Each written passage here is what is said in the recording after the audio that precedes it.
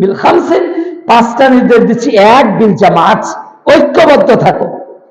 অনেকে তো বক্তব্য দিতে দিতে বলছে সূরা আনামের বায়াত হলো আমাদের দলেরই বায়াত, এই বায়াত যারা এই দলে করবে না তারা বিচারের মাঠ হারিয়ে ফেলবে। নাউযুবিল্লাহ। প্রিয় উপস্থিতি, আজকে কোরআন হাদিসের অপব্যাখ্যা শুরু হয়েছে, সাবধান।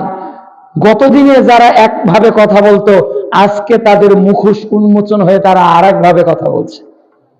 আজকে কিছুদিন আগে যারা আহলে হাদিস মঞ্চে বুকের উপর বুকে একেবারে কাপড় ছিঁড়ে যাওয়ার হাদিসের আরবি ইবারত করছে, তারাই আজকে বুখারী মুসলিমের হাদিসের অপব্যাখ্যায় লিপ্ত আছে। সতর্ক, সাবধান। হেমিলনের বাসিওয়ালার মতো চতুর্দিকে সুর দিয়ে আগানো যাবে না। আহলে হাদিস সালাফি মানহাজ, বিশুদ্ধ মানহাজ, এর ইমাম হলেন স্বয়ং আল্লাহ রাসূল সাল্লাল্লাহু আলাইহি ওয়াসাল্লাম। আমাদের কি কোনো নেতা আছে? ধরেন ডক্টর আব্দুল্লাহ ফারুক বর্তমান জমিয়তের সভাপতি, এজন্য জমিয়তে আহলে হাদিস তার নেতৃত্ব মানে, কিন্তু ব্যক্তি ডক্টর আব্দুল্লাহ ফারুককে আমরা মানি না। তিনি যতদিন কোরআন সুন্নাহর আলোকে জমিয়তকে পরিচালনা করবেন ততদিন জমিয়ত মানুষ করবে, সুবহান করবে, এর বাইরে করবে না। যতদিন প্রফেসর ডক্টর আসাদুল্লাহ আল গালিব কোরআন সুন্নাহর আলোকে চলবে ততদিন মানুষ আহলে হাদিস আন্দোলন করবে, বাংলাদেশ আহলে হাদিস যুব সংঘ করবে।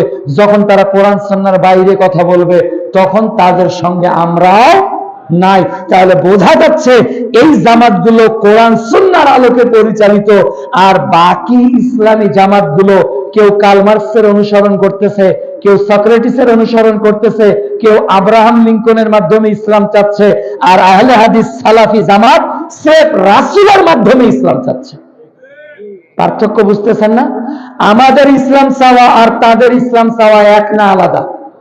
আমরা বলতেছি রাসূল যেভাবে ইসলাম পৃথিবীতে নিয়ে এসেছে ওইভাবে ইসলাম প্রতিষ্ঠা করতে হবে, আর আরেক দল বলছে না, বর্তমান যেহেতু গণতন্ত্র, আমাদের গণতন্ত্রের আলোকেই ইসলাম কায়েম করতে হবে।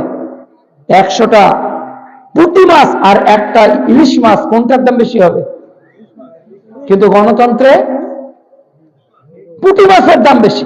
গণতন্ত্রে মাথা গোনা হয়, মাথার ভিতর কি আছে এটা গোনা হয় না।